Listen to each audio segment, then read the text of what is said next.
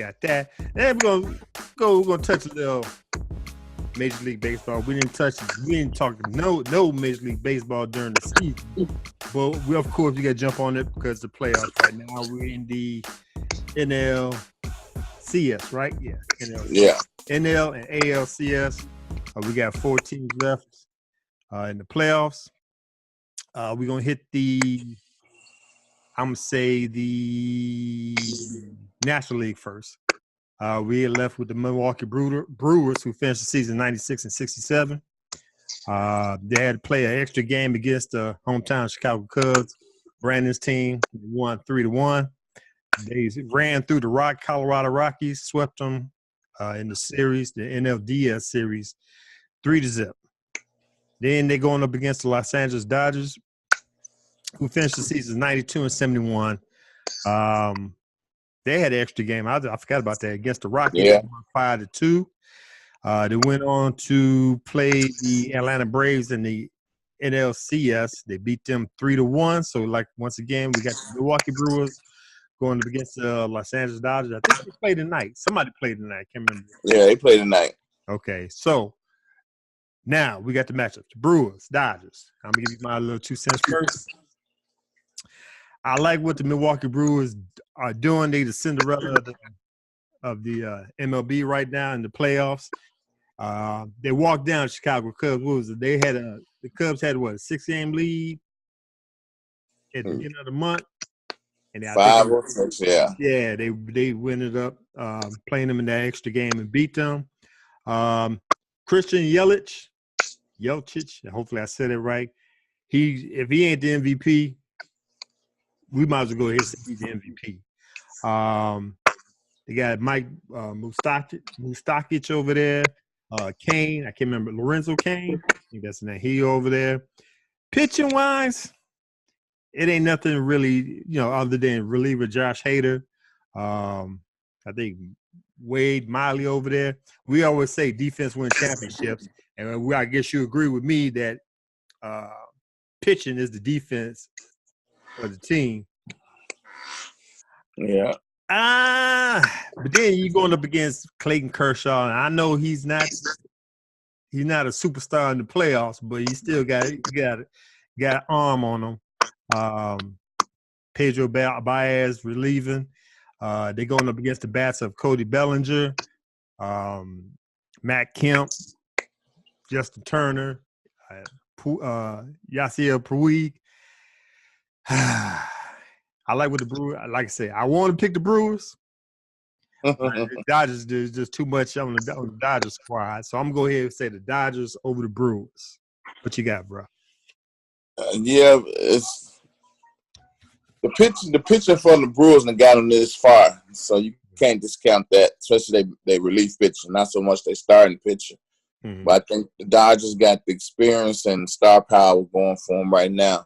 And they've been pitching a little bit too, And Adam Machado over there, he ain't been a playoff, Forgot about juggernaut or whatever, but he's still there.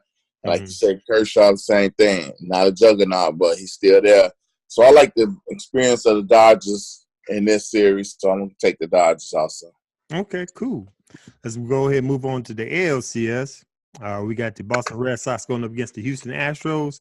Boston Red Sox finished the season 108-54, 108-54. They beat the Yankees 3-1. On the other side, you got the Houston Astros finished the season 103-59. They swept the Cleveland Indians 3-0. Boston Red Sox, I didn't think it was going to be that close with the Yankees. A lot of people say that the Yankees could have overcame and beat the Red Sox, but I didn't see that. They got too many bats. J.D. Martinez, Mookie Betts, Rafael Devers pitching. Of course, they got Chris Sales, David Price. He's like the Clayton Kershaw of the American League because he's good during the seasons. Come to playoff time, that's where he's kind of shaky. They got Porcello's over there. Matt Barnes and Hector Velasquez as reliever. It's too much. There's a lot over there in Red Sox. Then we talking about the Houston Astros that seem to be running through people like a hot knife through butter. Of course, Altuve, Springer, Alex Bremen. Pitching wise, Justin Verlander, Charlie Morton, reliever, McCoo, and Harris. Yeah. I'm going ahead and put it out there like this.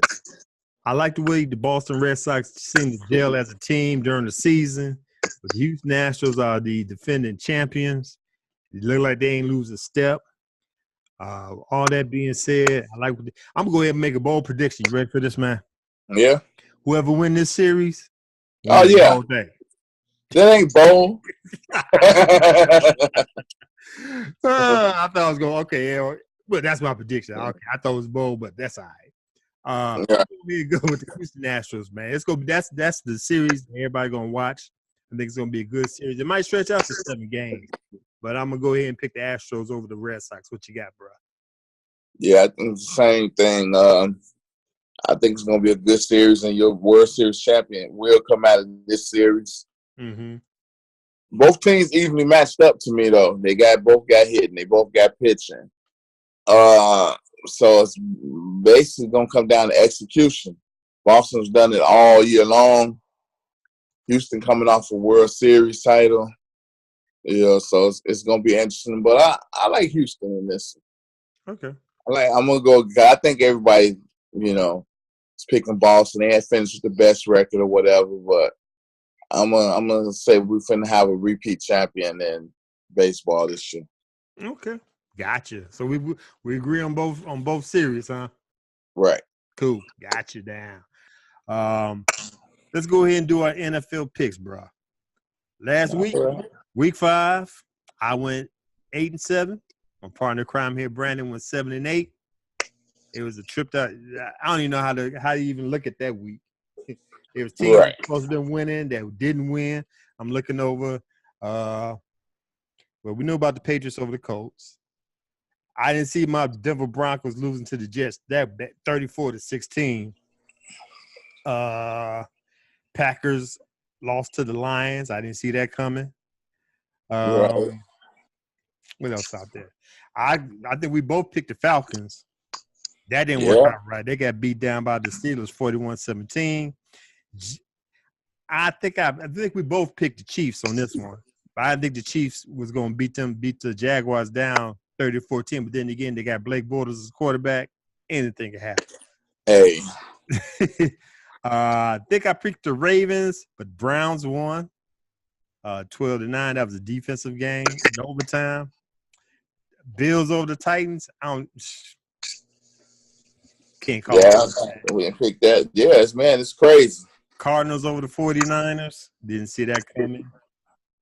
So it's very interesting how this week going to go. But anyway, let's go ahead and get in our picks for week 6. We got 6 games real quick. Top 6 games in our thing. First off, we got the 3-2 Los Angeles Chargers going up to First Energy Stadium to play the 2-2-1 Cleveland Browns. So we got the Chargers against the Browns. Who you got, bro? I like the Chargers in this. Okay. Cleveland been playing good, especially on the defensive side of the ball. Mm-hmm. Mm-hmm. But they coming with they going up against not gonna say a complete team, but a much better seasoned team. Mm-hmm. So a lot of things that Baker Mayfield encountered with the other teams, even Baltimore, which he played decent with Baltimore. I mean, he got him to win, so he didn't really get him and keep him in trouble, whatever. But I just think the Chargers overall, they better than Baltimore, and that will reflect in this week's game. So I like the Chargers over Cleveland. All right, cool. I'm going to have to agree with you on that one. I got to go with the Chargers. I would not be shocked if the Browns won this game because Chargers always seem to play to the level of the opponent. And that's like you said, I don't think the Browns that bad. They should actually be, 4-1, 3-2 right about now instead of 2-1. They lost a couple of close games. A game against the Raiders when the referees messed that game up. But all that being said, I like what I see in Baker Mayfield. I think he's the future of the team. Like you said, that defense is stout. But I think the Chargers, they're what I want to say. Veteran quarterback with Phillip Rivers. They seasoned. I just think they got something to prove to the NFL, not just the AFC West, but with the AFC in whole. And I know they start off kind of rusty with the 3-2 record, but I think it's going to get better with players coming back from injury, especially on the defensive side. I'm going to go, long story short, I'm going to go with the Chargers over the Browns. Next up, we got the 2-2-1. I hate these tie games. We got the 2-2-1 Pittsburgh Steelers going up to Paul Brown Stadium to play the 4-1 Cincinnati Bengals, man. I'm going to go first on this one. I am impressed with what I see with the Cincinnati Bengals. This is like that one season about 4 years ago when they're just running through the league, and, of course, they had a hiccup in the playoffs. They look like that team right now. Steelers, I don't know what the hell is going on with the Steelers, especially with the defense. They're known for their defense, but this year, especially the secondary, they shot. They're playing on the road, going against the Browns. The Bengals, I think was that last week they lost? Was it last week? No, the Bengals ain't. Yeah. No, not last week before last. I think it was who they lose to. Anyway, I like what they're doing over there, so I'm gonna go ahead and pick the Bengals over the Steelers at home. What you got, bro? Division game. You know how those games can go. I think it's gonna be a field goal game. I think okay, just the week Le'Veon Bell's supposed to be back, right? Is it this week or is week 7? I'm sorry. Is this what week is this 6? Right. So, well, I think they didn't put all that. They probably been put all that behind them, whatever. But I think Pittsburgh. I think they may have found something, last week. May have found I don't know what they was missing, but they just weren't consistent. And I think they're going, if they can put back-to-back games together, especially with this big division game, you may see a different team going forward. I like Pittsburgh in this game against Cincinnati.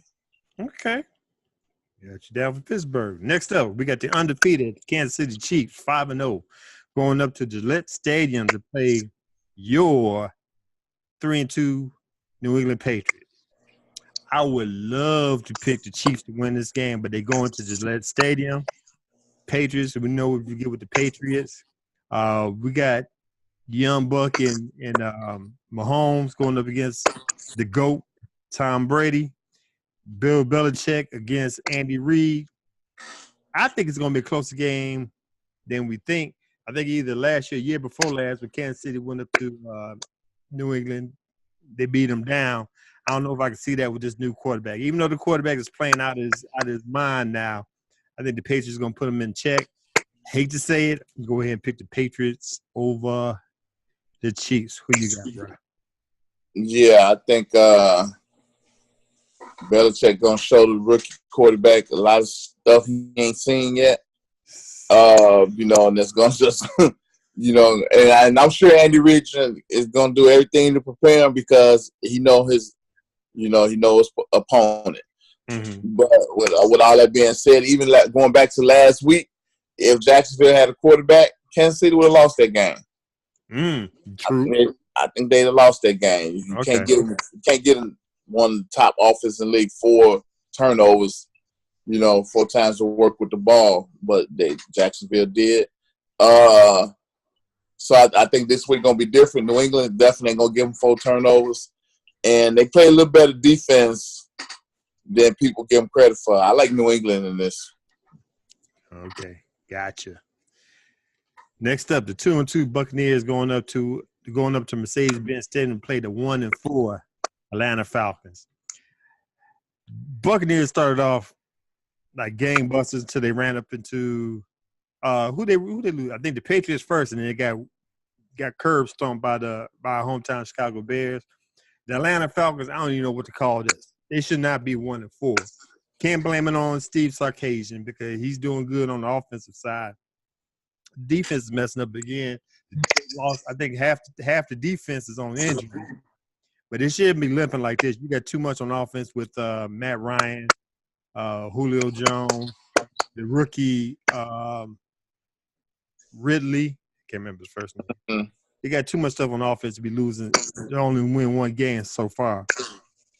They're playing at home. They got to redeem themselves, keep themselves afloat because they're already in last place. Only team they can really catch up with is the Buccaneers, so they got to make a statement on this one. It's going to be a close game, might be a field goal game, but I'm going to go ahead and pick the Atlanta Falcons over the Buccaneers. Who you got? Yeah, this is definitely a must-win for the Falcons right here. I mean, if Tampa win, it definitely keep them afloat. They already at 2-2. They get James Winston back. I don't know what the hell that does for them. You know, he got his issues, his demons or whatever, but we shall see how that work out. But this, like you said, Atlanta got all the tools, all the weapons. They ain't done nothing with them so far this year. Mm-hmm. This is a must-win game for them, so I like Atlanta. Okay, got you down. Next up, you got the 3-2 Ravens going up to Nissan Stadium to play the 3-2 Titans. I think this is where the Ravens turned around. I know the record's 3-2, and I think they lost last week to the Kansas City Chiefs, but that was the Kansas City Chiefs. They beat the Steelers in Heinz Field, beat them soundly. I think other than that hiccup they had last week, I see them progressing. The Titans, on the other hand, they was looking good at the beginning of the season. I think they were 3-1. No, they was 3-0 at the time. But now with what is his? I'm having a brain fart today. Quarterback. Mariota. Thank you. Mariota, injury prone. I think something's wrong with him now. His elbow or whatever. I like what the Ravens do. I think the Ravens got enough to go up into Nissan Stadium and pull out a win. So I'm going to go with the Ravens on this one. Ravens over the Titans. What you got? Yeah, it's going to be a good game. Mariota, he definitely ain't lighting it up this year. You know, only a 72 quarterback rating. You know, you got most of the league backups is higher than that. You know, so I don't know what's going on with him. He could still be hurt or whatever. It's going to be a tough game against, you know, Baltimore. Baltimore do play. They play defense. They playing a little offense. I like Baltimore in this one. That's going to be a rough game for Tennessee. All right, cool. Last game on the docket. Our hometown Chicago Bears is 3-1 going up to Hard Rock Stadium to play the 3-2 Miami Dolphins. It might sound biased, but I like what we see in the Chicago Bears right now. Ever since Khalil Mack got over here, that defense was already top 5.